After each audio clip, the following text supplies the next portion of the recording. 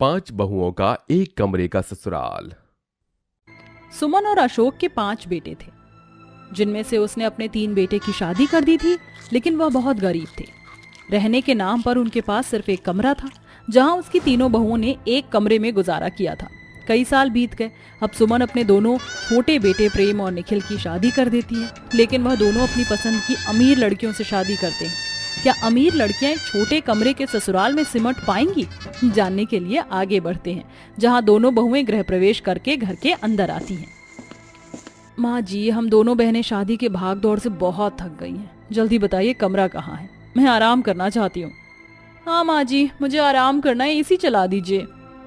अरे बहू, ये तू क्या बोल रही है? यहाँ पर कोई एसी नहीं है और यहाँ अलग से कमरा भी नहीं है। पूरा परिवार इस एक ही कमरे में रहता है। वो देख, तेरी तीनों जेठानियाँ यहीं रहती हैं, अलग अलग पर्दा लगाकर। हाँ बहू, तुम दोनों का बिस्तर वो रहा, जाओ आराम कर लो। यू, हम ऐसे सोएंगे जमीन पर? हमारा अलग से कमरा भी नहीं है। ये क्या बात हुई भला? 5 बहुएं और कमरा एक ही। शिप्रा, तुम इतना शॉक्ड क्यों हो रही हो? मैंने तुम्हें बताया था कि मेरा गरीब परिवार है, हम सब एक ही कमरे में रहते हैं। तुमने मुझे बोला था कि मैं शादी करने के लिए तैयार हूँ, रह लूंगी तुम्हारे साथ। हाँ बोला था मैंने, पर मुझे क्या पता था कि यहाँ पर कमरा भी एक ही होगा। पर अब क्या ही कर सकते हैं? अब हम कुछ नहीं कर सकते, हमें यहीं एडजस्ट होना पड़ेगा। अरे तुम दोनों बिल्कुल भी चिंता मत करो, कुछ ही दिन में तुम यहाँ के सांचे में ढल जाओगी, जैसे हम तीनों बहुएं ढल गई हैं। मिताली इतना कहती है कि उसका 5 महीने का बच्चा रोने लगता है। फिर शिप्रा कहती है, अरे प्रेम, मेरे कान बज रहे हैं या तुम्हें भी बच्चे के रोने की आवाज आ रही है? यहाँ तो मुझे कोई बच्चा कहीं नहीं दिख रहा। अरे वो रहा मेरा भतीजा, मेरा डुग्गू रो रहा है। भाभी, झूले में से उसे निकालो, मैं खेलूंगा उसके साथ। अरे हाँ, मैं अभी लाती हूँ। ये देख दोनों बहुएं हक्की बक्की रह जाती हैं। फिर मिताली अपने बच्चे को साड़ी के झूले में से निकालकर अपने देवर प्रेम को देती है, जहाँ प्रेम उसे खिलाते हुए कहता है, अले ले ले ले ले, मेरा बच्चा कुची कुकू कुकू, आजा चाचू के साथ पूरा दिन खेलना। ओ ले ले ले ले ले ले, अब तू अपने निखिल चाचू के साथ खेलेगा। ये देखो, आपकी शिप्रा चाची क्यूट है ना, आपकी तरह। नहीं नहीं, मुझे मत दो, मेरी कांच की चूड़ियां बच्चे को चुभ जाएंगी। बहुत देर हो गई है बच्चों तुम्हें, चलो अब अपनी जगह पर जाकर आराम कर लो। दोनों बहुओं का इस बात से मुंह बन जाता है और वह अपने बिस्तर पर चली जाती है। कुछ देर बाद सब सो जाते हैं। तभी मच्छर से परेशान होकर शिप्रा हवा में हाथ मारती है। ओहो, ये मच्छर कितना परेशान कर रहे हैं। मैं अपने घर में कितनी लग्जरी लाइफ में रहती थी और यहाँ पर एक ही कमरा है। निखिल, कुछ करो ना। अरे यार सोने दो, अब इसमें मैं क्या करूं? मच्छर है, मार दो। अभी मारती हूँ। ये बोलकर शिप्रा मच्छर को मारती है। पर्दे पर हाथ मारने से वो हाथ नताशा के सर पर लग जाता है, जिससे नताशा कहती है, अरे कौन है, किसने मारा मुझे? सॉरी नताशा दीदी, मैं हूँ, वो मुझे मच्छर काट रहा था, मैंने मारा तो गलती से आपके हाथ लग गया। अरे सोने दे शिप्रा, वैसे भी बड़ी मुश्किल से जमीन पर नींद आई थी। इस तरह शिप्रा को भी नींद आ जाती है, मगर 5 बजते ही मिताली का बच्चा डुग्गू रोने लगता है। वो उसे चुप करवाती है कि नताशा की नींद खुल जाती है। नताशा अपने कान पर तकिया रखकर सोने की कोशिश करती है। इतने में सास कमरे की लाइट जलाकर कहती है, अरे नई बहुओं, जल्दी से उठ जाओ, कुलदेवी के मंदिर जाना है। वैसे भी डुग्गू ने तो जगा ही दिया है। हाँ माँ जी, बस आपकी ही कमी थी ये बोलने की। हे भगवान, इस एक कमरे के ससुराल में तो एक रात गुजारना मुश्किल हो गया। नींद भी पूरी नहीं हुई मेरी तो अभी। पता नहीं और आगे क्या होगा। ये सुनकर 5 बहुएं नहा धोकर तैयार हो जाती हैं। फिर सुमन के साथ कुलदेवी मंदिर के दर्शन करके घर लौटती हैं और दोनों नई बहुएं अपनी पहली रसोई का खाना बड़ी मुश्किल से स्टोव पर बनाती हैं। इसमें उनकी तीनों जेठानियां मदद करती हैं, जिसे खाने के बाद सास ससुर कहते हैं, अरे वाह बहुओं, मानना पड़ेगा, तुम दोनों ने तो अमीर घर होने के बावजूद भी स्टोव पर बहुत अच्छा खाना बनाया है। हाँ बहू, ये तो है, और इसलिए अब मुझे तुम्हें शगुन भी देना चाहिए। ऐसा कहकर अशोक अपनी जेब 2 बार टटोल कर बहू को 51 रुपए देता है और सास दोनों बहू को चांदी की पायल देती है। बहू जो भी है यही है, ये लो। कोई बात नहीं माँ जी। अरे माँ जी, आपने दोनों बहुओं को बहुत अच्छा गिफ्ट दिया है। मेरे और दीदी के टाइम पर तो आपने 11-11 रुपए हाथ पर रखे थे। अच्छा, इस तरह दोनों नई बहू बाकी तीनों बहुओं की तरह ससुराल की जिम्मेदारियां संभाल लेती है। वक्त बीतता है, दोनों बहुओं को अपनी लग्जरी लाइफ छोड़कर ससुराल के एक कमरे में ही संघर्ष करके रहना पड़ता है, जहां उनकी नींद भी पूरी नहीं हो पाती थी। वहीं पूरा परिवार एक ही कमरे में रहता था। फिर एक दिन सुमन अपनी पांचों बहुओं को बिठाकर नई बहू से कहती है, बड़े दिन बाद तुम पांचों मेरे सामने एक साथ बैठी हो, वरना काम ही करती रहती हो। शिप्रा, नताशा बहू, अब बताओ तुम दोनों मुझे चंगू मंगू की खुशखबरियां कब दोगी? माँ जी, कहाँ से आपको खुशखबरी दें? इस छोटे से ससुराल के एक कमरे में घर के सभी सदस्य की आंखों के सामने रहते हैं। मुझे अपने पति के साथ वक्त गुजारने का एक लम्हा नहीं मिलता, और जैसे तैसे ससुर जी बाहर होते हैं तो जेठानियां और जेठ जी तो इसी घर में होते हैं। वही तो, और जो रातें होती हैं उन्हें तो हम मच्छर मारने और डुगू के शोर में बिता देते हैं। मुझे तो हैरानी इस बात की है कि जेठानी जी ने इस माचिस के डिब्बे जैसे घर में इस चंगू मंगू को कैसे जन्म दे दिया। अरे नताशा, इस घर में सभी शुरू से ही ऐसे ही रह रहे थे, तो हम भी एडजस्ट कर रहे हैं। अपनी नई बहुओं की बात सुनकर सुमन को बहुत बुरा लगता है। उनकी बात वो समझ जाती है। वहीं दूर से खड़े पांचों भाई भी उनकी परेशानी सुनकर कहते हैं, हमने तो कभी इस तरीके से सोचा ही नहीं कि हमारी पत्नियां कैसे रह रही हैं। लेकिन भैया, अब हमें सोचना होगा। हमें दिन रात पांचों को मेहनत करनी होगी, नया 6 कमरे वाला घर लेना होगा। इस तरह उसी दिन से पांचों भाई बहुत मेहनत करते हैं, इतनी कि वह सुबह जल्दी निकल जाते थे और रात को देर से लौटते थे। इस बात से उनकी पत्नियां भी परेशान थी, लेकिन वह किसी से कुछ नहीं कहते थे। वहीं दूसरी ओर पांचों बहू भी घुल मिल कर घर में अच्छे से रहने लग गई थी। नताशा और शिप्रा घर के काम किया करती थी। ऐसे ही एक दिन पांचों भाई कहते हैं, माँ, पिताजी और आप सभी जल्दी से सामान बांध दीजिए, हमें कहीं जाना है। अरे जल्दी कीजिए, हमारे पास वक्त नहीं है। क्या हुआ बेटा, इस घर में हमें कोई निकाल रहा है क्या? मुझे टेंशन हो रही है बेटा, आखिर हुआ क्या?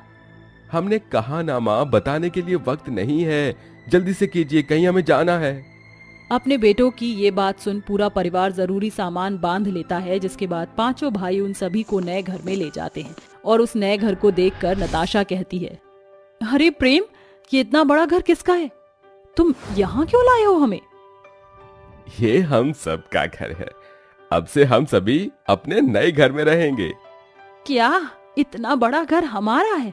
पर तुम पांचों ने कब लिया और इतना पैसा कहाँ से आया? माँ, उस दिन जब आप अपनी बहुओं के साथ बैठकर बातें कर रही थी तो हमने सुन लिया। हमें उनकी परेशानी समझ आई कि एक ही कमरे में रहकर पांचों बहुओं को बड़ी मुश्किल से रहना पड़ रहा है। वही रसोई, वही बाथरूम था। इससे आप सबको कहीं ना कहीं प्रॉब्लम हो रही थी, लेकिन कोई बता ही नहीं रहा था। इसलिए हम पांचों भाइयों ने दिन रात मेहनत करके इस घर को आज ले ही लिया। अब सबके पास अपना अपना कमरा होगा। जेठ जी, अगर आपको हम दोनों की बात से कोई आघात पहुंचा हो तो हमें माफ कर दीजिए। अरे नहीं नहीं, ऐसी कोई बात नहीं है। चलिए, मुहूर्त का समय हो रहा है। इस तरह पूरा परिवार अपने नए घर में हवन करता है, जिसके बाद सभी खुशी खुशी नए घर में रहने लगते हैं। विपिन के बाबूजी, सुनते हो? हमारा संदीप विदेश से वापस आ रहा है। शाम ढलने तक घर पहुंच जाएगा। पूरे 1 साल बाद मेरा संदीप घर लौट रहा है। मैं उसके लिए उसके मन पसंद का खाना बनाऊंगी। माँ जी, मेरे रहते आप क्यों खाना बनाएंगी? मुझे बता दीजिए, देवर जी के लिए क्या बनाना है, मैं बना दूंगी। ठीक है, उसे तेरे हाथों की खस्ता कचौरी और छोले बहुत भाते हैं, तू वही बना दे। थोड़ी देर में शाम ढल जाती है और संदीप घर आता है। उसके साथ एक विदेशी महिला एमिलिया को देखकर शोभा कहती है, संदीप मेरे बेटे, तू आ गया। मगर ये विदेशी मेम साहब कौन है? माँ, ये एमिलिया है मेरी पत्नी और मैं इससे बहुत प्यार करता हूँ, इसलिए मैंने इससे शादी कर ली है।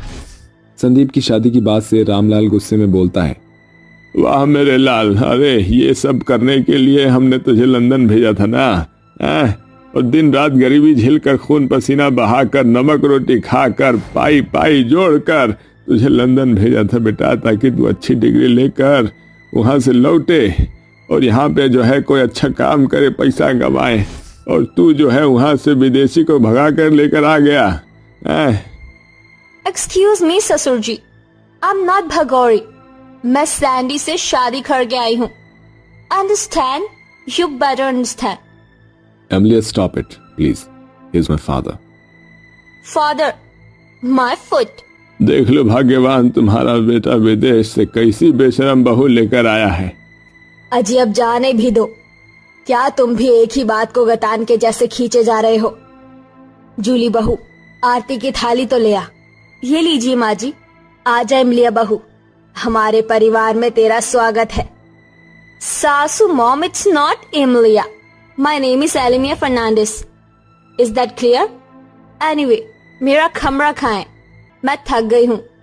देवरानी जी, यही तो एक कमरा है जहाँ सालों पहले सासू माँ बहू बनकर आई थी और 4 साल पहले मैं बहू बनकर आई थी। एक कमरे का ससुराल देखकर विदेशी बहू चौंक कर कहती है, What? I can't believe it. इतने सारे लोग इस कमरे में ससुराल में स्टे कैसे करते हैं? No, मैं इस कंजेस्टेड कमरे में नहीं रह सकती।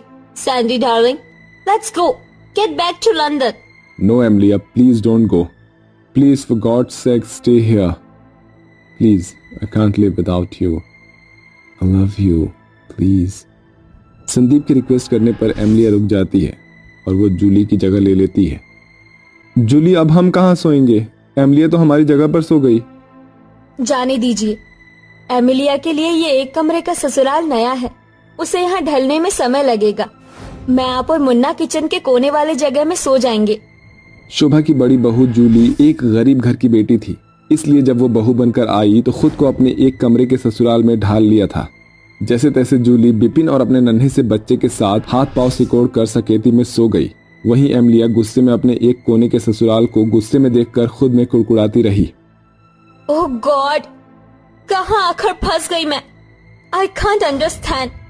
मेरे गरीब ससुराल वालों को इतनी गर्मी में नींद कैसे आ रही है? एमिलिया अपने गरीब ससुराल वालों को कोस रही होती है। इतने में कमरे की टूटी हुई खिड़की में से घर के अंदर एक मच्छर घुसकर उसके चारों तरफ भिनभिनाने लगता है, जिस पर विदेशी बहू बौखलाकर कहती है, Ow! I will kill these mosquitoes. Emilia, क्या हुआ? तुम मेरे कानों में क्यों फुसफुसा रही हो? सोने दो यार, इतनी रात हो गई है। वाह, वंडरफुल। ये मच्छर मेरा खून पी रहे हैं और तुम्हें सोने की पड़ी है। Just wait and watch, मैं तुम सबका कैसे खून पीती हूँ। अगली सुबह कमरे में खटपट की आवाज सुनाई देती है, जिसे सुनकर एमिलिया की नींद टूट जाती है और शोभा बोलती है, अरे उठ गई मेरी विदेशी बहू, चल जाकर नहा धो ले। हे मिस जूली जूसी, बाथरूम कहाँ है? आइए देवरानी जी, मैं आपको बाथरूम दिखाती हूँ। ये दरवाजा सरकाकर अंदर चली जाइए। What? Are you saying? अब क्या मुझको यहाँ नहाना पड़ेगा? इसमें तो दरवाजा भी नहीं है। इन केस मेरे शावर लेते हुए ससुर जी या जेठ जी आ गए, so what will I do? अरे देवरानी जी, इस लकड़ी के फाटक में लगा लेना, इससे सभी समझ जाएंगे कि आप अंदर हैं। फिर एमिलिया नहाकर तौलिए में ही कमरे में आ जाती है। उसे ऐसे देखकर उसके ससुर और जेठ जमीन में आंखें गड़ा लेते हैं और शोभा कहती है, अरे मेरी विदेशी बहू, ये क्या? तौलिए में बाथरूम से बाहर क्यों आ गई? कमरे में जेठ और ससुराल है, तुझे इस बात का तो शर्म लिहाज रखना चाहिए। Wow, brilliant. टेल मी सासू मॉम, मैं क्यों शाय फील करूं? जब आप सभी बेशर्म की तरह एक ही कमरे में रहते हो तो शर्म नहीं आती? मगर देवरानी जी, इस एक कमरे में ससुराल में रहना हमारी मजबूरी है, हमारी खुशी नहीं। क्यों? इस घर के मर्द इतना भी एफर्ट नहीं कर सकते कि 2 BH का घर खरीद सके?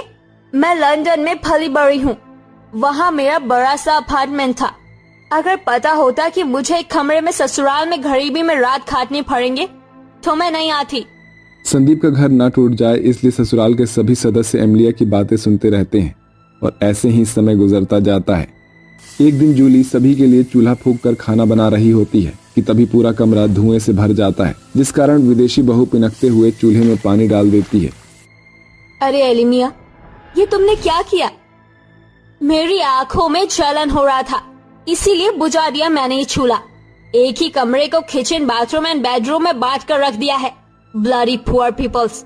क्या तुम गरीब गैस चूल्हा भी अफोर्ड नहीं कर सकते? चिंता मत करो एमिलिया, 1-2 दिन में गैस चूल्हा आ जाएगा। इसी तरह से दिन बीतते जाते हैं, मगर विदेशी बहू के घमंडी स्वभाव में कोई बदलाव नहीं आता। तभी एक रात जब सभी खाना खा रहे होते हैं, अटेंशन ऑल, कल यूके से मेरी फ्रेंड स्टेला इंडिया आ रही है, so please don't show your poorness. और अपनी सड़क छाप हिंदी लैंग्वेज बिल्कुल मत बोलना। चिंता मत करो देवरानी जी, तुम्हारी सहेली के स्वागत में हम कोई कमी नहीं छोड़ेंगे।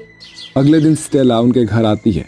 तभी शोभा पड़ोस के घर से कुर्सी मांग कर लाती है और अपने आंचल से पोंछ कर कहती है, इमलिया बहू ने बोला था अंग्रेजी में बोलने को। चल शोभा, ट्राई मार। अब एक्सक्यूज मी, माय बहू की सहेली, प्लीज सिट। रिलैक्स आंटी जी, मुझे हिंदी आती है। Hindi is good language, please don't nervous. उसके बाद जूली प्लेट में गर्मा गर्म समोसे, पकोड़े और चाय लाती है। तभी एमिलिया जूली को आंखें दिखाकर बोलती है, What the hell is this? Stella ये घिसा पिचा इंडियन फूड नहीं खाती, इसे ले जाओ। No, I love Indian food. क्या मैं टेस्ट कर लूं? हाँ क्यों नहीं स्टेला जी, मैंने खास ये सब आपके लिए ही तो बनाया है। थोड़ी देर में स्टेला एमिलिया के ससुराल वालों के बीच घुल मिल जाती है, जिस कारण एमिलिया चिढ़कर अपने ससुराल वालों की बेइज्जती करके कहती है, I am really sorry Stella. मैं जानती हूँ तुम मेरे एक कमरे के कंजस्टेड ससुराल में कंफर्टेबल नहीं आई। आई वॉज गिल्टी कि मैंने सैंडी से शादी की, वरना मुझे से एक कमरे के ससुराल में घिसी पिटी जिंदगी नहीं स्पेंड करनी पड़ती।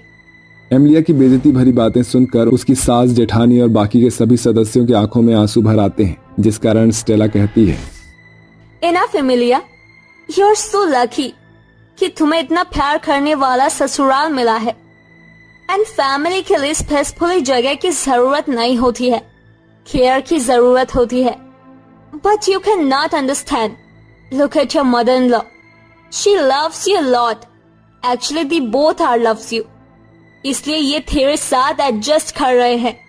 स्टेला के समझाने पर आखिर में विदेशी बहू को अपनी गलती का एहसास हो जाता है और वो कहती है, स्टेला इज राइट। सासू मॉम, ससुर जी, जेठ जी, जेठानी जी, आई एम वेरी सॉरी, मुझे माफ कर दीजिए। I am so guilty, please forgive me. चुप हो जा बहू, तू रो मत। बहुएं घर की लक्ष्मी होती है और लक्ष्मी रोते हुए बिल्कुल अच्छी नहीं लगती है। चुप हो जा बेटा, चुप हो जा। हाँ बहू, रिश्तों में ऐसी खट्टी मीठी नोक झोंक तो होती रहती है। अब एक नई शुरुआत करते हैं। उस दिन के बाद से घर आई विदेशी बहू अपने एक कमरे के ससुराल में अपने ससुराल वालों के साथ खुशी खुशी रहने लगती है। अंजना के 3 बेटे मिहिर, अनिल, शिवाय थे, लेकिन उसमें से 2 की शादी सलोनी और जूली नाम की लड़की से हो जाती है। दोनों बहुत ही घमंडी मिजाज की थीं। वक्त के साथ उन्होंने अंजना को अपना असली रूप दिखा दिया था, क्योंकि वो सास की ज्यादा बात नहीं मानती थी। ऐसे ही एक दोपहर अंजना अपने कमरे में बैठकर उन्हें आवाज लगाती है, क्योंकि वो गिर गई थी, मगर वो सुनती ही नहीं। अरे बाप रे बाप, मेरी तो कमर टूट गई। अरे ओ जूली और सलोनी बहू, कहाँ हो तुम? बिगड़ गई हैं दोनों बहुएं, अब तो कोई काम नहीं करती। जरा देखो कहाँ हैं ये। जब अंजना उठकर बड़ी बहू के कमरे में जाती है तो देखती है कि सलोनी और जूली रील बना रही होती हैं। मेरा दिल ये पुकारे आजा, भीगा भीगा है समा, ऐसे में है तू कहाँ। मेरा दिल ये पुकारे आजा, तू है वही दिल ने जिसे अपना कहा। तू है जहाँ, मैं हूँ वहाँ, अब तो ये जीना तेरे बिन है सजा। अच्छा, तो ये यहाँ नाच रही हैं और वहाँ मेरी कमर टूट गई है। अरे ओ दोनों बहुरिया, यहाँ क्यों थिरक रही हो? कब से मैं आवाज लगा रही हूँ, सुनाई नहीं देता तुम्हें? अच्छा, आप मुझे बुला रही थी, हमने तो कोई आवाज नहीं सुनी, और वैसे भी हमारा गाना बज रहा था। अगर अब सुन लिया हो तो मेरे कमर पर दवाई लगा दो, गिर गई हूँ, दर्द हो रहा है, बड़ी मुश्किल से चलकर आई हूँ यहाँ। आप थोड़ी देर आराम कर लीजिए, लेकिन हम अभी आ नहीं सकते। एक तो उसको लगाने से हमारे हाथों में बदबू आ जाएगी, और वैसे भी अभी हमें इंस्टा पर लाइव जाना है और हमारे फॉलोवर्स हमारा वेट कर रहे हैं। आप दवाई खाकर लेट जाइए। जूली बिल्कुल ठीक कह रही है माँ जी, और आपकी ड्रेसिंग टेबल पर ही गोली रखिए, ले लेना आप। पता नहीं कैसी बहू हो तुम, बिल्कुल शर्म नहीं आती अपनी सास को ये सब कहते हुए। एक काम नहीं करती हो अब घर का ठीक से, और तुम्हें दर्द में बुला रही हूँ तब भी नहीं आया। अब पता नहीं इंस्टा पिंस्टा क्या लेकर बैठी हो, लगता है मुझे अब तीसरी बहू लानी ही पड़ेगी। ये भी अच्छा है, करवा दीजिए आप देवर जी की शादी, कम से कम हमारा बोझ तो कम होगा। घर का काम करने का हमने ठेका ले रखा है क्या? बहुओं की बात सुनकर अंजना अपने कमरे में चली जाती है और आंखों में आंसू लिए हुए कहती है, कैसे दिन आ गए हैं, यकीन नहीं हो रहा। अपने घर में मैं खुद ऐसी बहू लाई हूँ, लेकिन इस बार अच्छे से जांच पड़ताल करके बिल्कुल सीधी बहू लाऊंगी जो मेरी बात माने। हाय रे मेरी कमर। अगले दिन अंजना पंडित जी से कहकर अपने बेटे शिवाई के लिए एक सुशील संस्कारी लड़की की मांग करती है, जिसके बाद पंडित जी उन्हें माया नाम की एक सुशील कन्या दिखाते हैं जो कि काली भी होती है। सुशील के चक्कर में वो शिवाई की शादी काली लड़की से करवा देती है।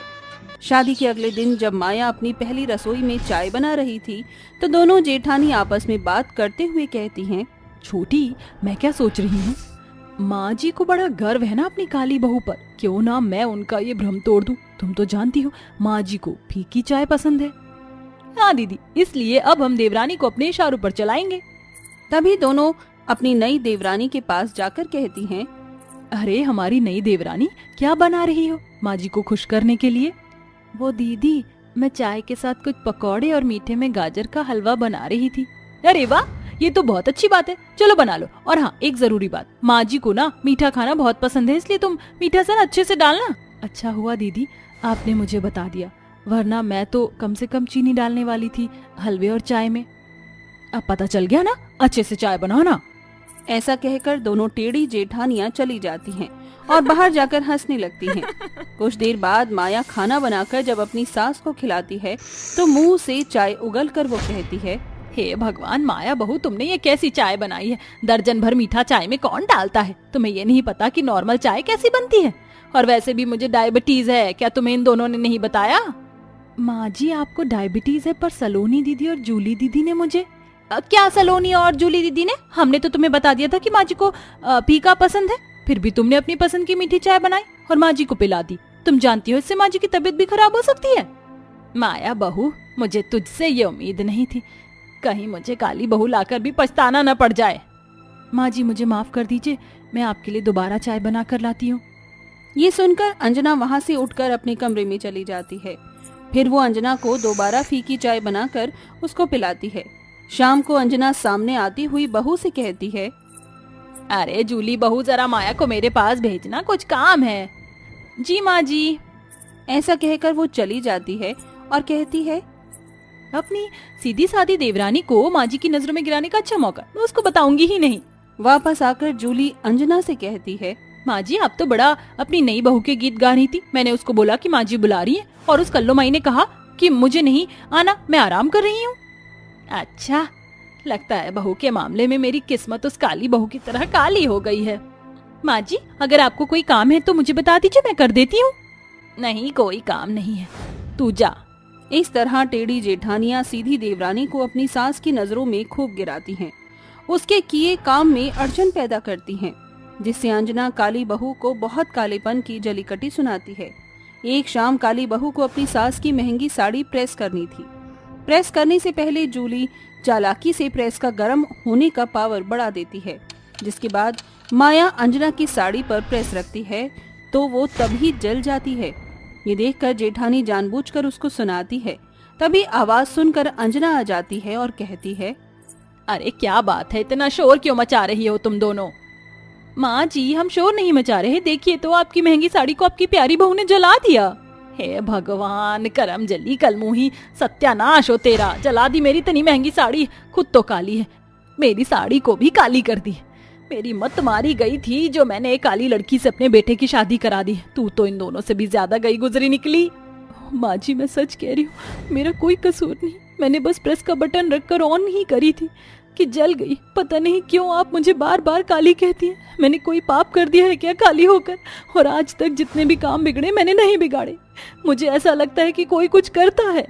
देखो माँ जी, ये कल्लू माई कैसे इल्जाम लगा रही हैं? उनको ठीक से काम करना आता नहीं और चलिए मगरमच्छ के आंसू दिखाने। काली बहू, मैंने तेरे लिए जितना सोचा था आज तूने उतना ही मुझे इनकी नजरों में झुका दिया। तभी वो वहाँ से चली जाती हैं। दोनों जेठानी अपनी बेचारी देवरानी का मजाक उड़ा रही थी। उनके कमरे से गुजरते हुए अंजना ने सुन लिया। कितनी भोली है ना हमारी बेचारी देवरानी, सीधी सादी ऊपर से काली। माँ जी हमें नीचे दिखाने के लिए उसको लाई थी ना, हमने उल्टा ही कर दिया। पहले दिन से ही उसके साथ गड़बड़ी करने लग गए और माँ जी की चाय में चीनी डलवा दी। माँ जी को देखा तुमने, उनकी जुबान कैसे बंद हो गई। हमारे सामने बड़ा आई थी अपनी बहू की तारीफ करने वाली। सलोनी जूली, तुम दोनों इतना नीचे गिर जाओगी ये मैं कभी सोच भी नहीं सकती थी। माया बहू जल्दी यहाँ। क्या हुआ माँ जी, आपने मुझे बुलाया? हाँ बहू, मुझे माफ कर दे, मैंने तुझे बहुत गलत समझा। लेकिन तू जानना चाहेगी तेरे साथ आज तक जितने भी काम गलत हुए, यहाँ तक कि आज प्रेस से मेरी साड़ी जली, वो तूने नहीं, तेरी दोनों टेढ़ी घमंडी जेठानियों का किया धरा है। क्या माँ जी? क्यों जेठानी जी, आप दोनों ने मेरे साथ ऐसा क्यों किया? मैंने तो आपके साथ कुछ गलत नहीं किया। क्योंकि माँ जी तुम्हें लाकर हमें चुनौती दे रही थी कि तुम इस घर को अच्छे से संभालोगी, इसलिए हमने ये होने नहीं दिया। अगर तुम दोनों को जरा सी भी शर्म आ रही है और सब कुछ भुलाकर तीनों एक साथ खुश रहना चाहती हो तो माफी मांग लो अभी माया से, वरना मैं तुम्हें माफ नहीं करने वाली। अरे जरा सोचो, कभी इस बेचारी ने तुम्हें पलटकर जवाब दिया? कभी तुमसे कोई काम करवाया? नहीं ना? नहीं माँ जी, हमें माफ कर दो देवरानी। तभी दोनों को अपनी गलती का एहसास होता है और दोनों गले लगकर उससे माफी मांग लेती हैं, जिसके बाद तीनों बहू एक साथ खुशी खुशी रहने लगती हैं।